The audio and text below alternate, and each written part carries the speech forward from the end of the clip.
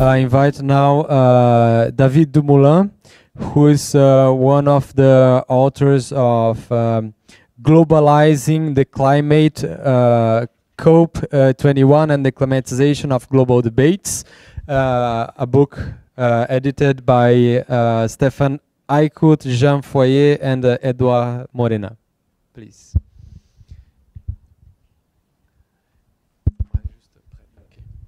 So, yeah. I'm here because I'm part of the team, because this was a very special experience in the sense that we try not just to do interesting research, but to have a good work within a team that was especially built for this experience of collaborative ethnography.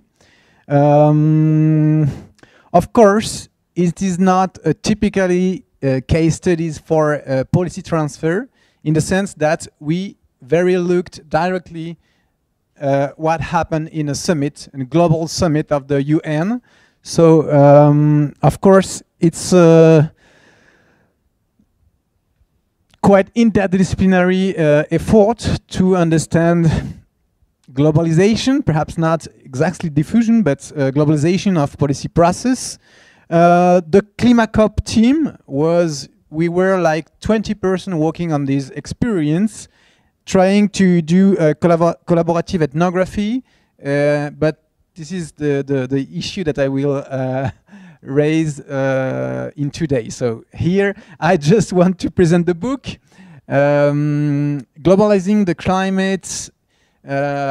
We try to have a common framework. As I've said, it was a very collective, an experience of collective thinking, in the sense that we give a lot of our time to think together, because we were from different backgrounds. There were anthropologists, political scientists, some sociologists, as I am, some people coming from international relations and climate negotiation, as Stefan Aykut, who is now in Germany, in the university in Germany.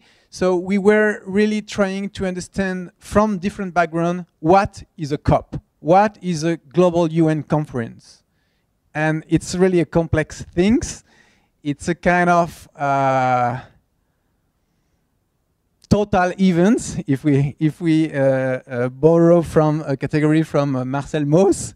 And another category that perhaps you will like is not, because of course it's an event with just one place, one time, and one action, but actually it's a lot more than this.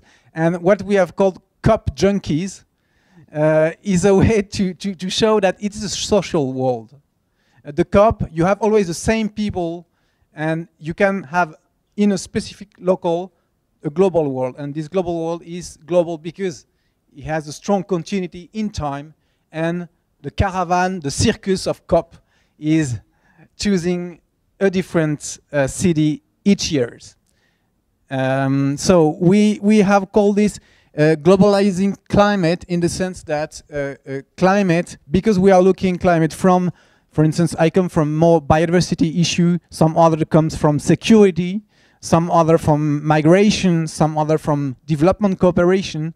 And we have seen that from one way, this moment in Paris was the moment where the climate issue was trying to be the broader connection places where different regimes can connect. And of course, for you, as you are coming from for some of you are coming from international relations, this idea not to study just one regimes, but the connection between regimes, it's a big issue. No, it's a very important question. And looking at climate is a way to try to look this, how different regimes are connected.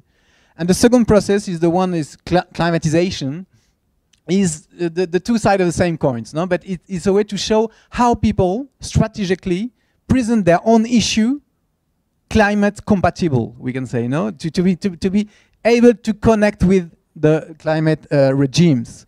For instance, biodiversity now is a global issue of climate change. Forest policy is now connected. Security is not now connected. So perhaps you can, yeah, go further. This is the plan of the book.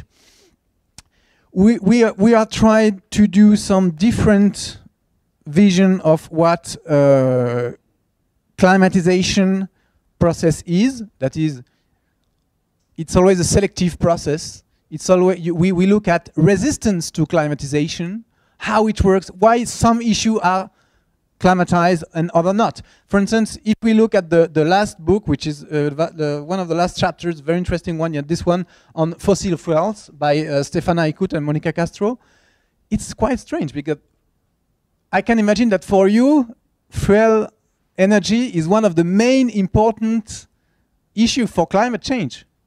No, the metrology for climate change is CO2, so the ton of CO2. So, but actually, you have very few reference to energy policy in the Accord of Paris.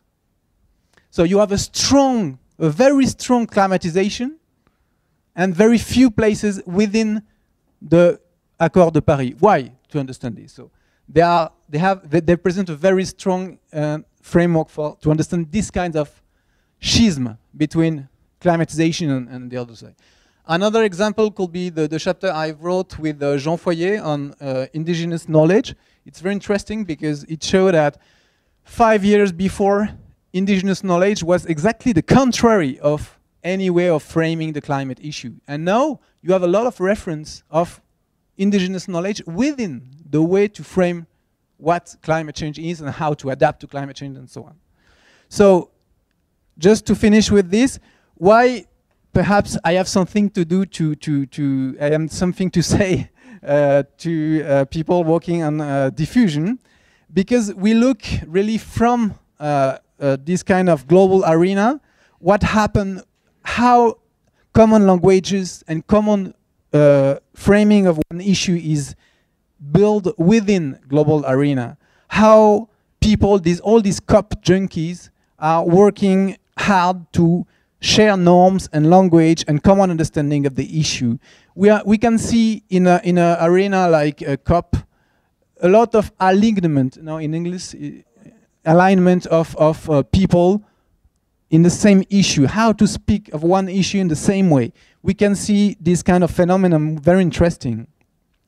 How to set a global agenda, how to connect problems, how to create spaces.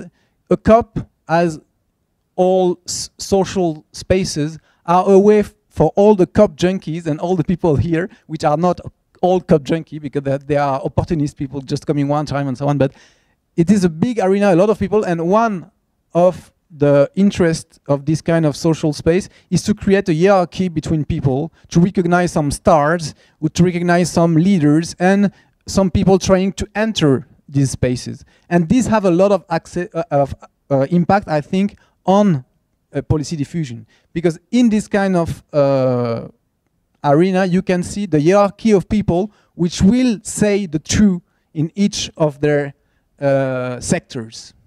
In this sense, when we say globalizing climate, it's in the sense of public policy. It's not global in the geographic sense, but in no sectorial. It's global in this sense.